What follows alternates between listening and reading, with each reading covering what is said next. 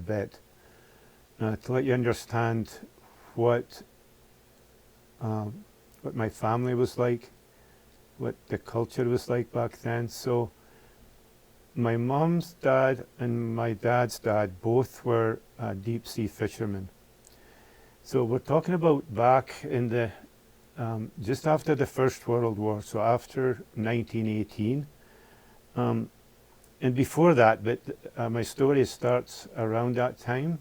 And so they were herring fishermen. So what happened was that the herring would migrate around Great Britain, and the fishermen would obviously follow the fish. And they'd also coopers that made barrels. They'd the gutting ladies that would go and gut the fish and clean them out and pack them in salt mainly for export. So it was a rough life. Like the ocean, especially where we lived, was a very dangerous place. Like in our little town of Fraserburgh in Aberdeenshire, Scotland, we lost 2 lifeboats. Now, they were sent out in all weathers, so there's a lot of tragedy around the fishing industry and the people that looked after and maintained the fishing industry. Whole boats would disappear and the men would all be lost. So it was a tough life. And with this season, the men were away from home a long time. So basically what happened was in Plymouth, which was on the south coast of England, there was a revival going on, a spiritual revival. And there was a few men that were quite prominent at that time. Was a man called Douglas Brown, and I think a little bit later a Scotch guy called Jock Troop, and he was actually a barrel maker. So one was learned, like Douglas Brown was a learned man. He'd been to school and been taught. But Jock Troop was a barrel maker, so he made the barrels that the herring would go into for export. Both of my grandparents were converted in that spiritual movement. Now, I did a little bit of research, and as in any healthy spiritual movement, it was not limited to one denomination. All the churches at that time would come together and they worked together, and all of them were full. It was like it wasn't a one church thing. And often they would actually be preaching in the streets, because the revival was carried from Plymouth, and actually they came up the coast right up to the small villages that my mom came from, up a little place called Gardenstown. And the revival hit there too. So the revival followed, these preachers came, and there was just a lot of spiritual awakening at that time. In Plymouth, there was a group of people, a church called the Plymouth Brethren, and it was run by 2 guys started it up, John Nelson Darby and Benjamin Wills Newton. And that was like back like mid 1800s.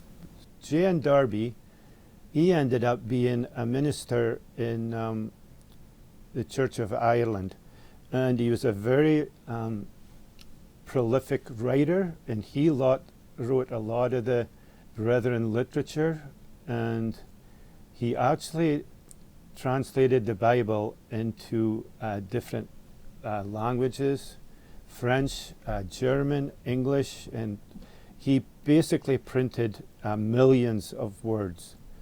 And he revised hymn books and all different stuff. So he was a very prolific writer. When he went back to the Plymouth Brethren in 1840, so we're going like way back, he was very concerned about how the existing Plymouth Brethren were dealing with some of their church government, and there was some doctrinal stuff that he didn't like about what Newton was teaching, and he also didn't like how they were exercising authority over their congregation. So So J.N. Darby at that time basically had the Plymouth Brethren Church shut down, and he, as far as I understand from what I'm reading, he withdrew all the people and he started his own group called the Exclusive Brethren. Now, if you go on Google and look for Exclusive Brethren, there's just a vast of stories that are really not good about the Exclusive Brethren, right up until there was an incident in Aberdeen where there was a meeting and James Taylor Jr. there was apparently rambling from the platform. People said he was drunk, and there was just all kinds of stuff. So there's a bit of a break out at that point. But even before then, some of the stuff that the brethren were doing was very divisive, even amongst families. Like if a family wasn't a Christian in your home, a family member, you had to separate them and basically not eat with them. It got very strange and very cultish. The Exclusive Brethren, because they had such a bad rap publicly, in 2012 roughly, they started developing a new name for themselves, and then publicly they announced their new name was Plymouth Brethren Christian Church. And they're still on the go yet across Europe and Australia and different parts of the world. The big thing about the Exclusive Brethren back then is, instead of having each little like separate congregation be like autonomous with their government, J.N. Darby wanted a consistent government to basically be across all the different all the same denomination. And basically it became that one person could say, can you give some set of guidance for the whole of the country? And that's the environment that we were raised in. Now, we're talking from 1840 to like mid-1900s, so there was obviously a big shift in how the whole system developed. But when James Taylor Jr. was was the authority in the church then,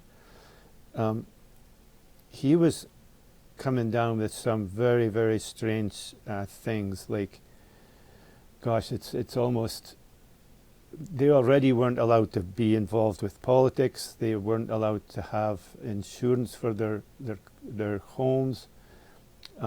They weren't allowed to trade with other believers. They weren't allowed to have meals with other believers. They weren't allowed to visit with other believers. There was a time where the women weren't allowed to wear bras. Men were running around saying, we've got to give you a holy kiss. Well, as kids, we were terrified. We would run away from these old men wanting to give a holy kiss. So there was a lot of stuff that came down in that season just before the incident in Aberdeen. They said, well, my dad had his store, as I told you. They said now the Sabbath is on the Saturday, is a day of rest, but you're going to do Sunday as well. So basically he called it the double blessing. So now that was a really good season actually in my life, because what we would do is groups and families. My dad got off work, so he didn't have to work. And we went away as a big group, a Christian group, and we had relationship and basically fellowship with a lot of other Christian kids and families, and that was a wonderful time. It's probably the best thing that ever happened in the Brethren Church, for me at least, as a young teenager. Just some of the weird things that they would do too. I had a shoe store. Me and my brother both had shoe stores, and we had ordered these wooden clogs were all the fashion one time, and we had placed this order. We went down to London to a trade show. We placed this order, and I got a phone call one day. And now I've already said I wasn't really into the the politics or the understanding how it all worked. But I got a phone call from this owner of this clog factory, and it's like, and all he said was 2 Timothy 2, and then he hung up the phone. So basically what he did is he cancelled our order. You could sell to other non-believers, but if you were a believer and you'd left the exclusive brethren church, basically they weren't allowed to sell you, buy or sell or trade with you. So what was interesting is somehow, somewhere, my 2 grandfathers ended up in 2 different branches of the Brethren Church, one in the Plymouth Brethren and one in the Exclusive Brethren. So my dad's dad was in the Exclusive Brethren, and what that meant was that I had a grandpa and a step-grandma and an uncle and an auntie and cousins that I didn't even know existed until I was, again, till my dad left the church, and I would have been about 13, 14 maybe at that time. And what I learned since was, like, my mum's brother used to live probably about 100 steps up in a small village from my mom's auntie, and we used to go and visit my mom's auntie. Now I learned that she didn't go to church either, but somehow my mom and dad broke the rules and went to see her auntie. So we would play in this like a landing area. It was called the Den, and there was like 2 flights up of stairs, and then my mom's brother lived at the top with all my cousins. And what I've learned since is they used to know when we would come to visit, and they would say, oh, the Brochdons are visiting auntie right now. But they weren't allowed to come down and go back. I mean, religion is, in its worst form, is a terrible, terrible thing. And like I say, my journey has been about trying to separate the truth from just a lot of the religious things that went on and that I was exposed to, and probably was sheltered, actually, as growing up. I was probably sheltered from a lot of really bad stuff. So the religion can be a real safety net for people that like to be in control and like everything in order and a set of rules. But we're going to talk about that later in some of my other videos. So I'd like to share a little bit about just how it felt growing up in the Exclusive Brethren. I think when I was younger, I think I was just happy to be with my dad. So the church, when we went to church, the men would sit on the inner circle, and the women would sit at the back. I think I remember sometimes sitting at the back as well with my mom, but mainly in the front. So the women weren't allowed to speak. There was no music. The hymns we sang were from a hymn book called The Little Flock, and the same tune would be for like a lot of songs, so you'd have a rhythm that would work for a multitude of different songs. The people were very kind, which is part of the problem when people leave, because they leave a community. And I think everything was fine until I started getting older, and I think even as a young boy, I remember sitting there and thinking, there's something wrong with this. But I'd no frame of reference or any understanding as to what that is. And I think maybe even today I still have that thought. It's like, is there something wrong with this? Like, something doesn't feel right here. And it's actually helped me in a way to just analyze just what's going on and some of the stuff that I've gone through. I learned also to to fill my time, apparently I was allowed to draw. So I got pretty good at just drawing the men around me. I never drew any women, probably because they were all sitting at the back. But I've got a collection on my website, and I'll put in a few just familiar faces of a picture of my grandpa. Now, I never remember him being in church, but one day I sat down when he was at home and asked if I could draw him. So I drew him sitting on his chair. He must have been about maybe 80 or just before he passed, or maybe 75. But anyway, he was an older man then. Yeah, but when we kind of got older and became teenagers, we started getting into trouble because we would go to a neighboring town, because that was where like the main church was, and we'd kind of have church with a bigger group. And of course, us coming in as kids, there was kids in this in this town, so often there was rivalry between the two, and we got up to some silly things. Like I remember one time there was a big meeting, and we we got a mouse from the pet store, and we let it out in the middle of the church. And I remember one girl just went and picked it up. She wasn't scared. Everybody else, you could just see the movement in the hall.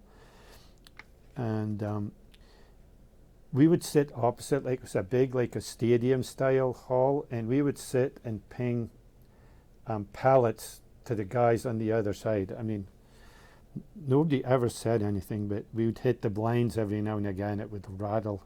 I mean, they must have known what was going on. I didn't witness this fully, but people would be excommunicated for a lot of things that you would think nowadays was just really not a big deal. Like, for example, one of my family members was excommunicated because he brought a television into his house. My dad was excommunicated because he wanted my sister to be able to attend a Christian concert that was in town, and one of her friends was going to go. That was like the big thing for my dad. It's like, I'd say, this won't work for my kids. But I remember one time there was a meeting, and this young man was there, and I'm not sure exactly. I think he had gotten engaged to somebody that wasn't in the exclusive brethren, so that wasn't allowed. You weren't allowed to get to marry anybody that was outside of the group. And I remember the proclamation of excommunication, and the man walking out, young man walking out. It looked, I'm going to just say what it looked like. It looked like just covered in shame, and he walked out with his head down. And it's like, that something definitely is wrong with this picture. And yeah, that still sticks with me yet.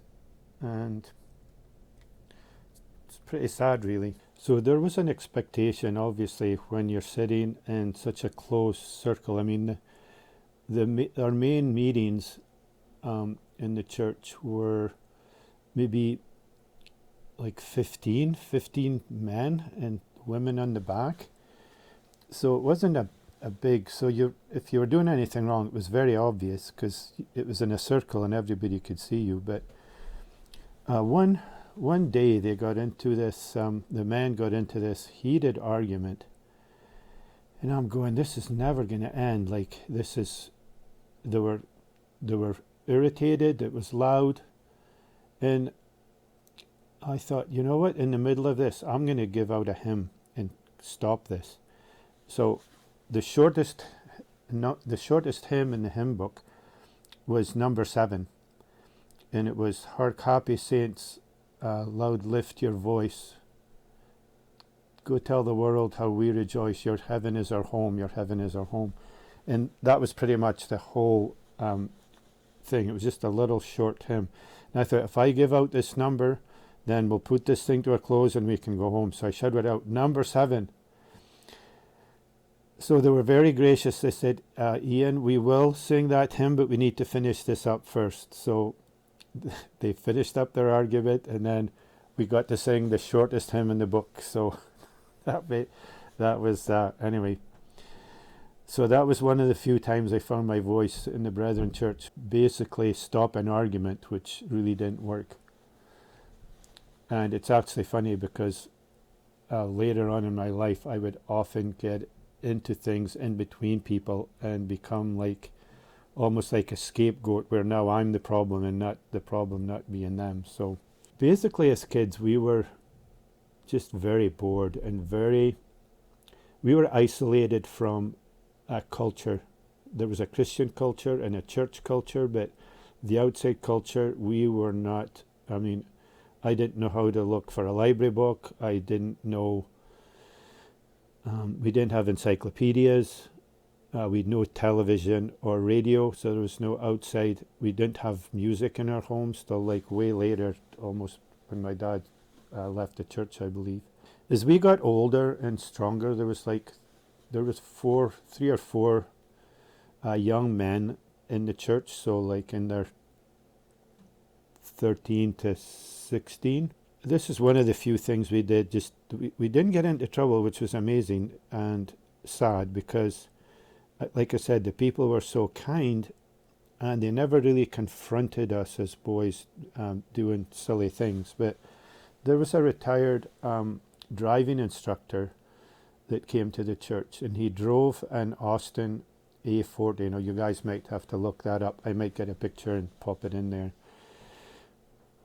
But very, very godly man. Like, he wouldn't do a thing wrong.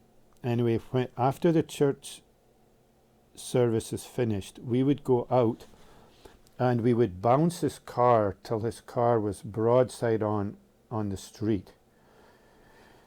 And then every time they would come out, him and his wife Elsie, Bill and Elsie Tom, and they would go in their car. Now, he was quite disturbed, because you could tell by his face that he was upset, and rightly so. Anyway, he would get in his car, reverse back, and away they'd go dawdling down the road in their Austin A40.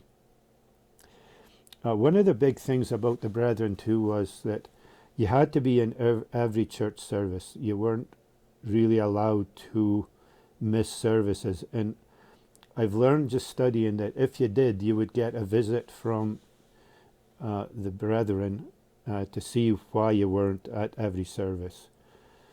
So amazing amount of controls. Gosh, it makes me sad thinking about it. But there was very few happy times in that, in those meetings. I never ever saw anybody with the joy of the Lord. So this kind of concludes the first part of my story. It was a bit boring. It just is facts. There's not really much in there that's exciting about my story. I'm trying to be as authentic and real as I can with the facts that I have. I mean, we're talking 60 years ago, 65 years ago, so it's not fresh, and some of my information may be a little bit off, so don't hold me exactly. If you've got different information, I'd happy for you to share with me, but I'm not saying I'm right here. I'm just trying to tell you my story as best as I can, looking back the way. So thank you for watching my video, and I hope that you'll stick it out, and just I got probably 2 more parts of my story that I'll tell. So thank you.